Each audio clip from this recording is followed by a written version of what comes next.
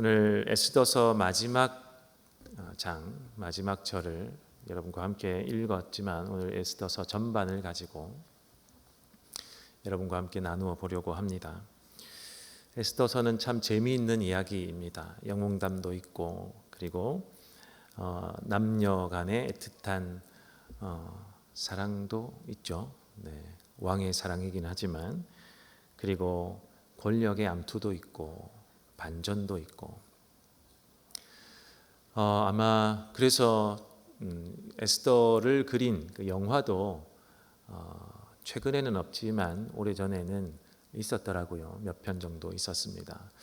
다시 잘 각색해서 지금 영화로 만들어도 영화의 묘미를 아마 드라마의 묘미를 다 가지고 있는 성경이다 보니 그렇게 할 수 있을 것 같다는 생각이 듭니다. 그런데 읽다 보면 이 에스더서의 위치가 에스라, 느헤미야, 그 다음 에스더 이렇게 있지 않습니까? 왜 에스라, 느헤미야 다음에 에스더가 있을까? 여러분 생각해 보신 적이 있나요? 그런데 솔직히 에스더서를 이렇게 빼고 이야기해도 에스더서가 만약에 성경에서 없었다고 하더라도 에스라, 느헤미야 그리고 바로 욥기로 이어지죠.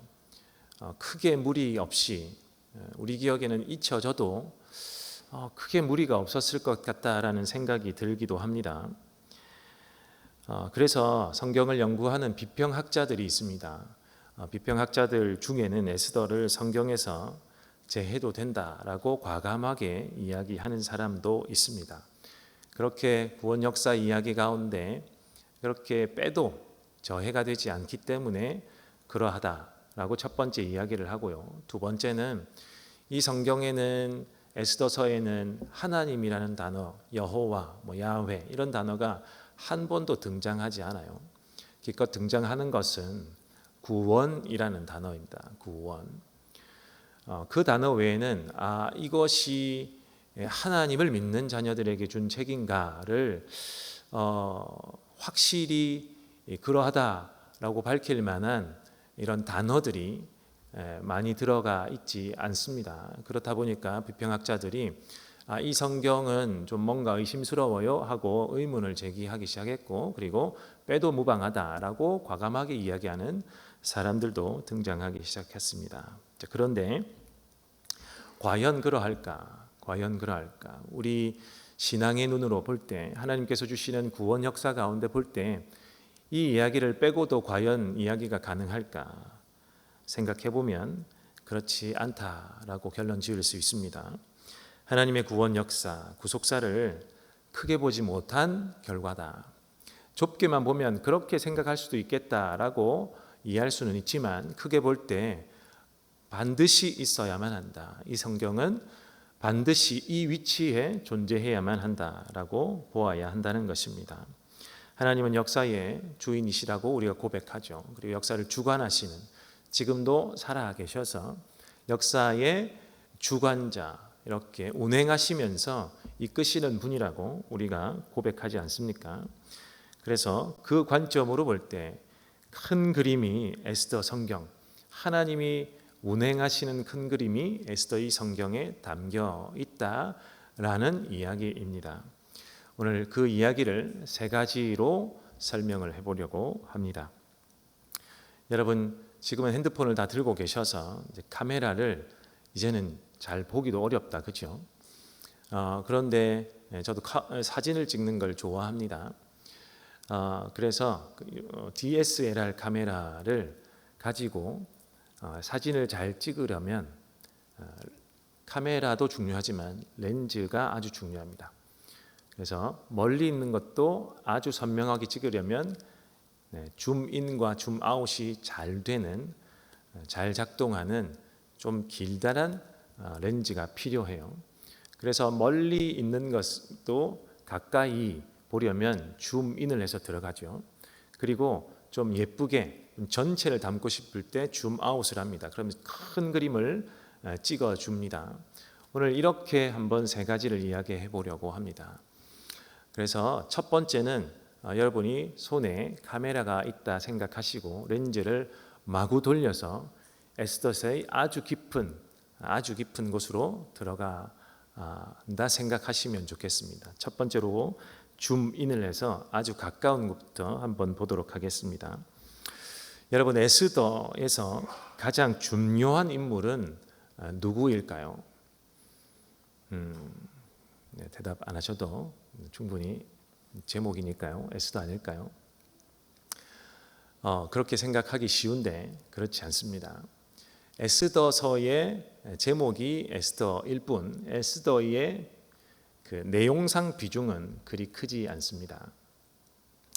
아주 크게 할애된 사람이 등장하죠. 그 사람은 모르드게입니다. 모르드게. 10장 3절을 다시 한번 보면 유다 사람 모르드게는 아수에로 왕 다음으로 실권이 있었다. 그는 유다 사람들 사이에서 존경을 받았다. 특히 자기 백성이 잘 되도록 꾀하였고 유다 사람들이 안전하게 살도록 애썼으므로 같은 결의인 유다 사람은 모두 그를 좋아하였다. 성도 여러분, 이것이 에스더서 마지막 절입니다. 끝맺음을 이렇게 해요. 유다 사람 모르드게는 이렇게 하면서 이 사람이 아주 훌륭한 인물처럼 훌륭한 일품을 가졌고 훌륭한 일을 해낸 사람처럼 이렇게 그리고 끝이 나요. 에스더서의 주인공이 에스더라면 에스더는 이러했기 때문에 이런 평가가 있었고 하나님 앞에 이런 것들을 바쳤거나 아니면 희생했거나 아니면 열과 성을 다해 기도를 했거나 이런 식으로 끝이 났을 텐데 그렇지 않고 모르드게가 마지막 등장인물로 나타납니다. 왜 마지막에 이렇게 끝이 났을까? 모르드게가 차지하는 비중이 가장 크고 주인공 같은 인물이고 그리고 또 중요한 것은 모르드게는 처음부터 그런 사람이 아니었다라는 것입니다. 원래는 그렇지 않은데 하나님 때문에 어떠한 상황들 때문에 바뀌어서 마지막에는 이러한 삶을 살았다를 보여주기 위해서 에스더의 마지막은 이렇게 그리고 있는 것입니다. 그러면 처음에는 모르드게 어떤 사람이었을까요?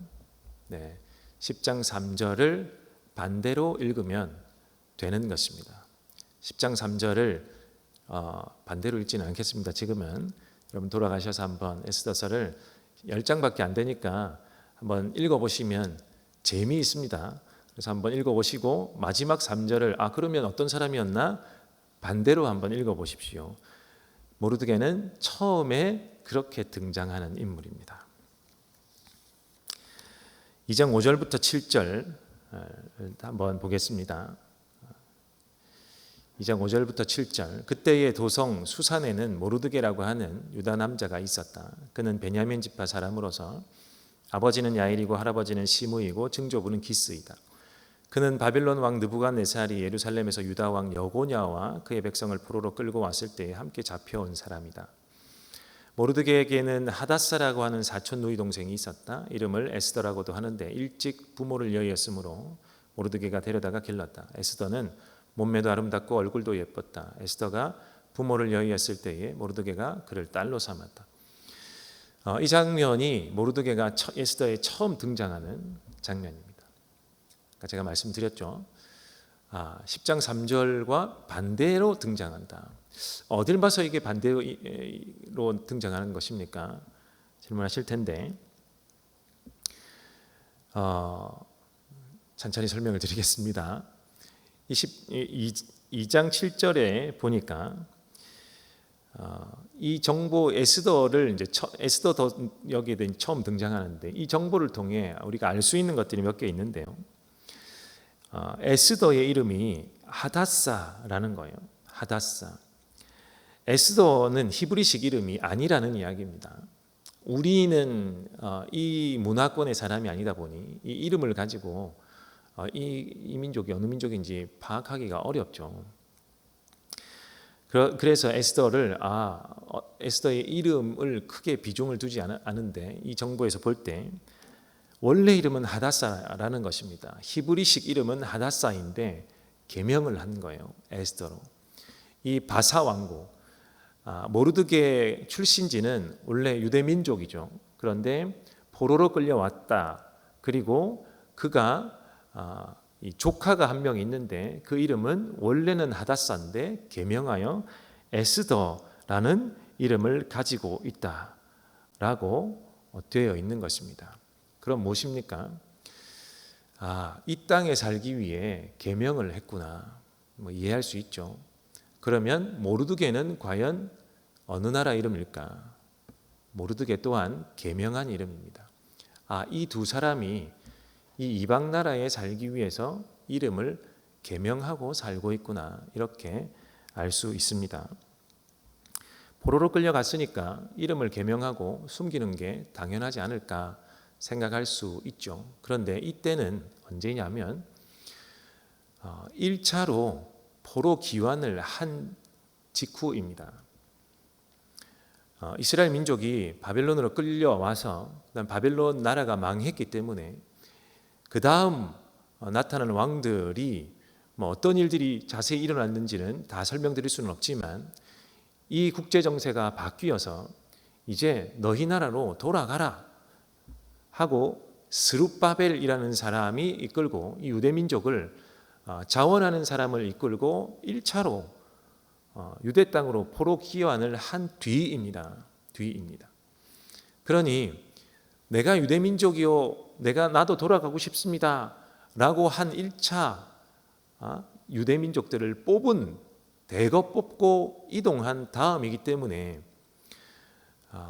유대식 이름, 히브리식 이름을 아는 사람은 다 알게 된 이후입니다.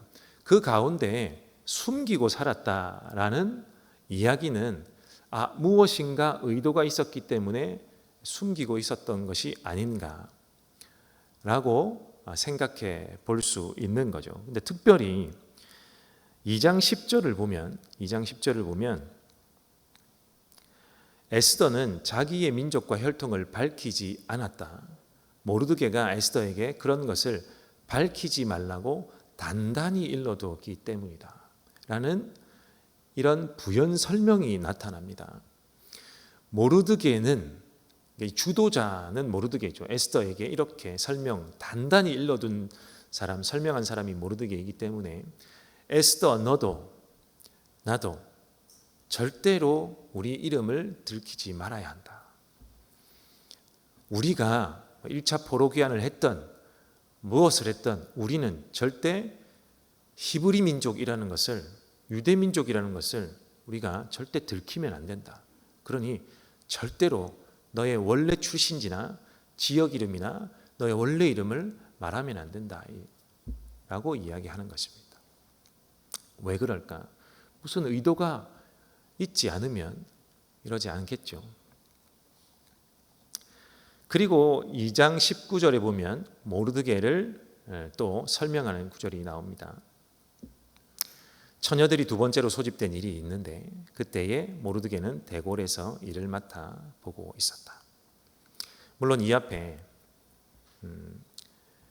이 아하수에로 왕이 변덕이 심한 왕입니다. 이 아하수에로 왕이 자기 변덕 때문에 원래 그 왕비를 폐위시켰습니다. 그리고 이 왕 주변에 붙어 있던 이 아부를 잘하는 신하들이 있었죠. 이 신하들이 이 난국을 타개하기 위해서 새로 왕비를 뽑으라고 한 직후이고 그 다음에 왕비를 뽑는 작업을 했습니다.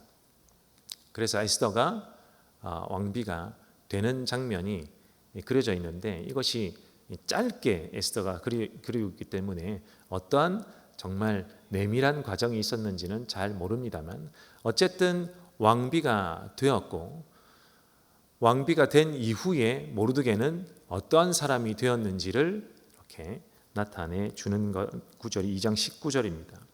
모르드게는 대궐에서 일을 맡아보고 있었다. 개역 개정에는 대궐문에 앉았더라 이렇게 나타나 있는데 이것으로 볼 때 모르드게가 약간 의심스러워요. 왜 자기 조카를 왕비가 되게 했을까? 왜 왕비가 되게 했을까? 이름을 꽁꽁 숨겨가면서 왕비가 되게 한 뒤에 그럼 자신은 어떤 유익을 얻었을까라고 했을 때 바로 이런 유익을 얻었다는 겁니다. 대궐문에 앉았더라. 사실 개혁개정을 우리가 익숙하게 보았기 때문에 대궐문에 앉은 것이 무엇인가? 문직인가? 문을 지키는 사람인가?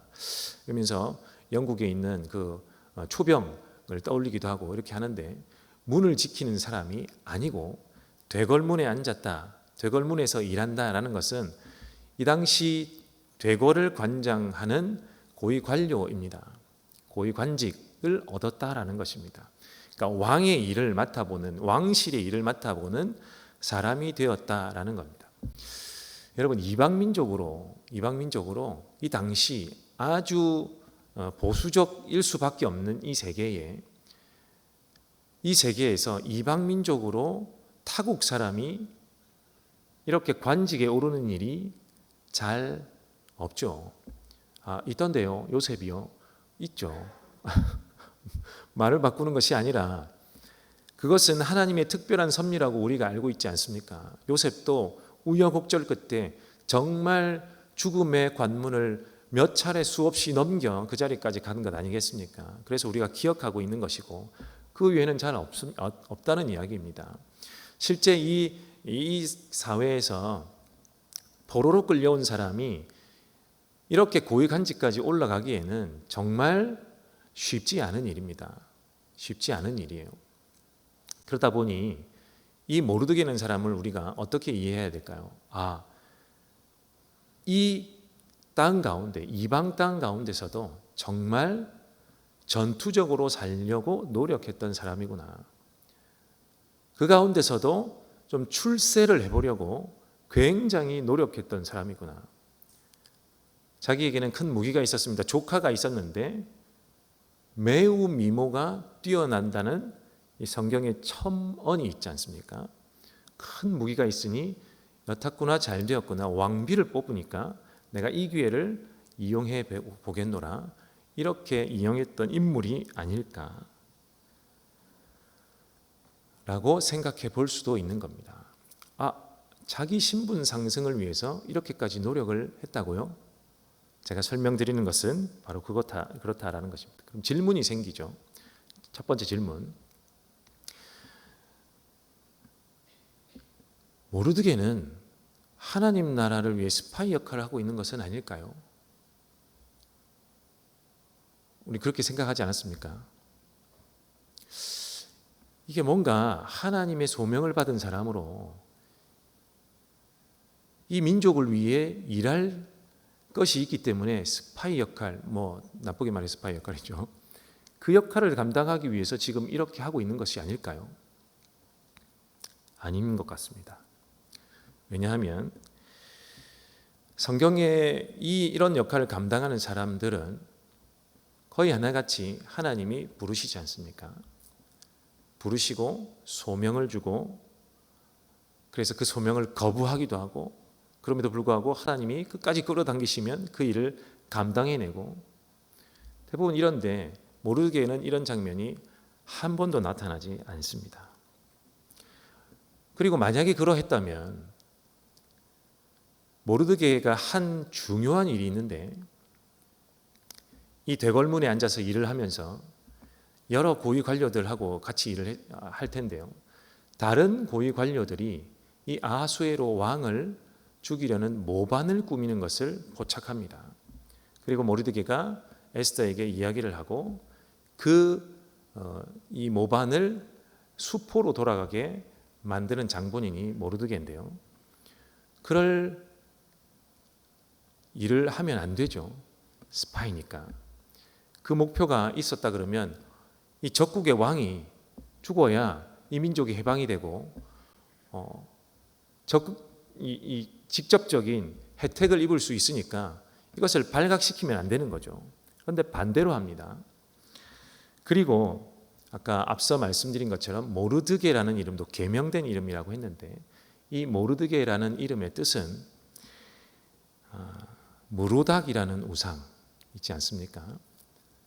무로닥이라는 우상을 섬기는 사람, 섬기는 자라는 이름입니다. 이 고대에는 자기가 믿는 신의 이름을 따서 약간씩 뒤어미만 바꾸어서 이름을 짓는 것을 영광스럽게 생각했기 때문에 이런 이름들이 흔했는데, 모르드게라는 이름조차도 그런 이름입니다. 무로닥이라는 신을 섬기는 사람. 그러니 그가 그런 이름을 가지고 활동했다는 것도 믿을 수 없는 거죠. 하나님의 스파이라는 것을. 그러면 질문 두 번째가 있는데, 나중에 보니까 모르드게는 하만에게 절을 하지 않지 않습니까? 하만에게 절을 하지 않는 것을 보니까 신앙을 지키기 위해서, 하나님께 택함받은 사람이니 신앙을 지키기 위해서 절하지 않은 것은 아닐까요? 이런 질문이 생기겠죠. 그런데 그렇지 않은 것처럼 보입니다. 다니엘도 절하지 않았죠. 우상의 음식도 먹지 않았고 절하지 않았는데, 그것과는 좀 다른 경우죠. 다니엘은 뜻을 정하여 하나님을 위하여 절하지 않고 음식도 먹지 않았다라고 명확하게 성경이 기록하고 있습니다만, 모르드게는 그런 기록조차 사실 나타나 있지 않습니다. 오히려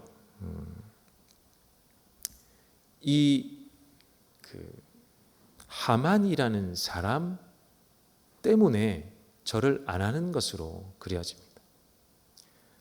하만에게 절을 하지 않은 것은 하만 때문이라고 이야기합니다. 앞서 있는 모든 정보들을 추측해 볼 때, 모르드게는 왜 하만에게 절을 하지 않았을까? 자신이 이 땅에서 정말 생존적으로 살아보려고 이러한 관직까지 올라갔단 말입니다. 그리고 혁혁한 큰 공을 세웠습니다. 이 아수에로에게 그의 죽음을 막아주었으니까요. 그러니 본인이 이 인자의 자리를 생각해 두지 않았을까? 그런데 뜬금없이 왕은 이 사람의 공은 다 잊어버리고 아주 새로운 사람을 그 자리에 갖다 앉힙니다. 그 사람이 바로 하만입니다. 이 하만은 굉장한 부자라고 나옵니다. 굉장한 부자. 나중에 유대민족을 다 몰살하려고 할 때, 왕이시여, 이 유대민족을 법을 정하여 모두 말살시키십시오. 대신에 들어오는 세입, 세금이 두려우십니까? 그거 제가 다 내겠습니다. 이렇게 할 만큼 굉장한 부자였습니다. 아마 그러한 연유로 발탁되지 않았을까, 그냥 추측입니다만, 어쨌든 모르드게는 하만이 이 인자가 된 것을 보고 굉장히 마음이 안 좋았던 것 같습니다. 그래서 그 하만에게 절하는 것을 하지 않습니다. 살아있는 사람에게 인사하는 것인데 사실 그것을 하지 않는다라는 것이죠. 그것 때문에 이 민족에게 위기가 찾아옵니다. 다른 것 때문이 아니죠. 하만에게 절하지 않았기 때문에 이 기분 나쁜 그 마음을 추스리지 못하여 절하지 않았기 때문에 이 하만이 이제 음모를 꾸미게 되는 거죠. 그런데 하만은 대단한 권력가임에도 불구하고 원래는 모르드게가 유대민족인지 몰랐습니다. 알지 못합니다. 그와 함께 일하던 사람이 알려주어서 유대민족이라는 것을 알게 되고, 그래서 이 하만도 이 마음이 충돌된 것이 극에 달하여 유대민족, 이 민족 자체가 이렇구나 라고 생각을 했겠죠. 그리고 유대민족 전체를 말살시키려는 음모를 꾸미게 됩니다. 그제서야 모르드게는 위기를 극렬하게 감지하게 되죠. 4장 13절과 14절을 보면 모르드게는 그들을 시켜서 에스더에게 다음과 같이 전하라고 하였다. 왕후께서는 궁궐에 계시다고 하여 모든 유다 사람이 겪는 재난을 피할 수 있다고 생각하십니까? 이런 때에 왕후께서 입을 다물고 계시면 유다 사람들은 다른 곳에서라도 도움을 얻어서 마침내는 구원을 받고 살아날 것이지만 왕후와 왕후의 집안은 멸망할 것입니다. 왕후께서 이처럼 왕후의 자리에 오르신 것이 바로 이런 일 때문인지를 누가 압니까? 앞에 이야기들을 그냥 떼어놓고 이야기를 하면 이 믿음의 이야기를 처음부터 정해진 수순대로 이 믿음의 단계를 밟아 여기까지 왔겠구나 생각이 되지만 앞에 모르드게의 이런 다른 마음을 우리가 안다면 이때야 비로소 번쩍하고 이 자기의 정체성을 찾았구나라고 생각해 볼 수 있는 것입니다. 본인은 본인의 지위와 출세를 위해서 조카와 함께 여기까지 무슨 수를 써서라도 아마 그것이 생존 전략이었을 것입니다만 여기까지 올라왔지만 여기까지 와놓고 보니까 이 위기 가운데 하나님이 이렇게 인도하셨구나. 이때를 위하여 나의 조카를 왕후로 삼으셨구나 라고 깨닫고 왕후에게 이 사실을 알립니다. 그리고 비로소 에스더도 이때 이제 삼촌에게 알리죠. 그러면 내가 금식하겠으니 민족들에게도 알려주십시오. 모두에게 금식해달라고 하십시오. 내가 왕 앞에 나아가겠습니다. 내가 죽으면 죽겠습니다. 사실 이때 구원이라는 단어가 등장하기 때문에 우리는 모든 것이 이해되는데 구원이라는 단어가 빠졌다고 그러면 사실 이 이야기가 어느 나라 이야기인지 사실 모를 수도 있습니다. 어쨌든 죽기를 각오하고 이제 본격적인 하나님을 찾기 시작하는 장면이 이때부터 등장하기 시작합니다. 이것이 이 에스더를 아주 줌을 당겨서 가까이 들어가서 본 에스더의 이야기입니다. 무엇입니까? 사람은 믿을 게 못되구나. 우리가 모르드게와 에스더를 그렇게 믿었건만 믿을 게 못되구나. 그러나 하나님은 일하시니까 걱정 안 해도 되겠죠. 이때를 위하여 하나님이 이 민족을 위하여 준비하셨다라고 우리가 믿을 수 있는 것입니다. 약간 줌을 이렇게 아웃시켜서 그 다음 이야기를 보겠습니다. 두 번째 하나님의 큰 그림이 있습니다. 이 마지막에 보면 에스더의 이제 불임절 이야기가 나오죠. 그래서 이 불임절 날 구원을 얻고 그래서 이 유대 민족들은 지금도 불임절을 명절로 지킨다라는 이야기를 들어보았을 텐데요. 3장 7절을 보면 이런 구절이 나타납니다. 아수에로 왕 12년 첫째 달 니산월이다. 사람들은 유다 사람들을 어느 달에 날에 죽일지 그 날을 받으려고 하만이 보는 앞에서 주사위의 일종인 부르를 던졌다. 주사위가 12째 달인 아달월 13일에 떨어졌다. 이 하만과 모르드게의 싸움에 극에 달한 싸움으로 인해서 하만이 유대민족을 다 죽이기로 마음을 먹었습니다.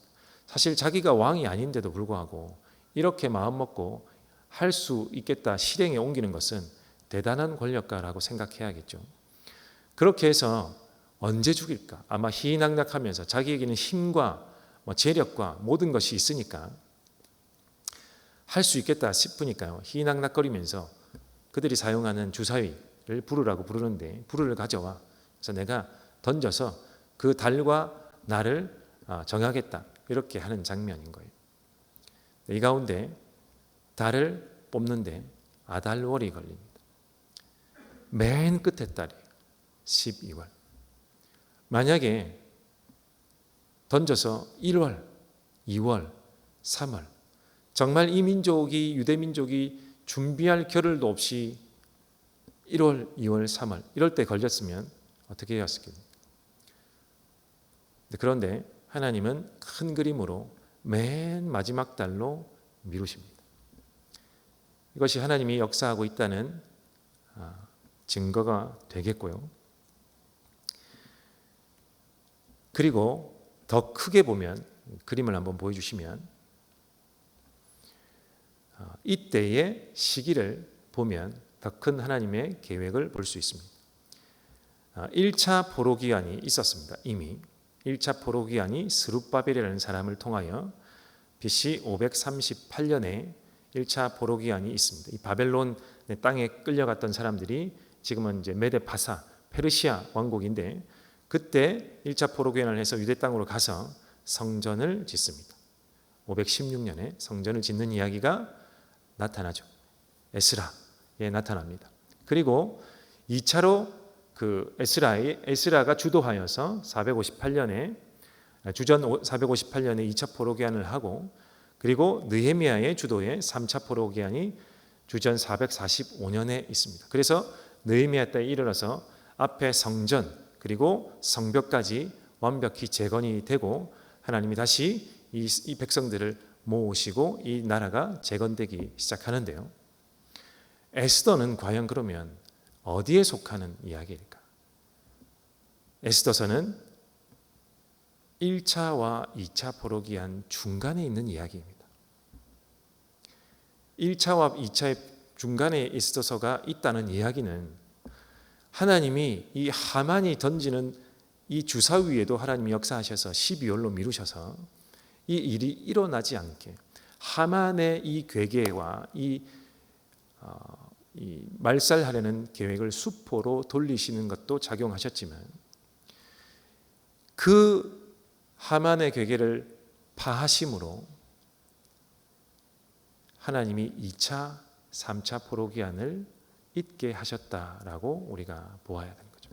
만약에 에스더서의 이야기가 없었다 그러면, 하만의 계획이 실행이 되었다 그러면 2차와 3차 포로기한이 없는 이야기입니다. 하나님이 역사하시면서 이 에스더 모르드게를 사용하셔서 하만의 이 악한 괴유를 하나님이 파하셨다. 이런 그림이 보이는 것입니다. 우리 마지막 3차 세 번째 그림은 조금 더 큰 그림입니다. 1장 1절을 보시면 1장 1절에 이런 말씀입니다. 아하수에로 왕 때에 있은 일이다. 아하수에로는 인도에서 에디오피아에 이르기까지 127지방을 다스린 왕이다. 아하수에로 왕 이야기가 나타나는데요. 아하수에로 왕이 이만큼 큰 나라를 다스렸다라는 이야기입니다. 아하수에로 왕은 변덕이 심한 왕이죠. 그냥 기분이 안 좋아서 왕후를 이렇게 폐위시킬 정도의 왕이니까요. 그런데 이것이 하나님의 계획과 무슨 연관이 있습니까? 라고 질문하신다면 하나님이 이 왕을 택했다라고 대답을 해드리고 싶습니다. 이사야 43장 3절에서 4절 말씀에 이렇게 나와 있습니다. 나는 주 너의 하나님이다. 이스라엘의 거룩한 하나님이다. 너의 구원자다. 내가 이집트를 속량물로 내주어 너를 구속하겠고 너를 구속하려고 너 대신에 에디오피아와 스바를 내주겠다. 내가 너를 보배롭고 존귀하게 여겨 너를 사랑하였으므로 너를 대신하여 다른 사람들을 내주고 너의 생명을 대신하여 다른 민족들을 내주겠다. 내가 이집트를 속량물로 내주었습니다. 이 바사 왕국은 이 애굽도 이렇게 멸망시킨 왕국입니다. 하나님이 마지막에는 모르드게와 에스더를 통하여 이 사탄의 괴유를 파하시고 2차와 3차 포로기한을 있게 하시지만, 그 먼저는 하나님이 이 나라를 택하고 이 왕을 택하여 주변에 있는 나라들을 하나씩 주어가면서, 제물로 주어가면서 이 하나님의 백성을 건져내시기 위해서 미리부터 다 일해 오셨다라는 장면이 에스더서 1장 1절에 숨겨져 있는 이야기입니다. 성도 여러분, 하나님의 이 거대한 그림이 보이십니까? 하나님은 사람에 구애받지 않으시죠. 어떤 사람이 뭐 어떤 일을 하건 그것이 하나님의 뜻에 합할 수도 있고 합하지 않을 수도 있지만 하나님이 뜻을 정하여 계획하신 일을 수포로 돌리시지 않으시는 분입니다. 하나님은 먼저 약속해 주시고 그 약속을 신실하게 지키시는 분입니다.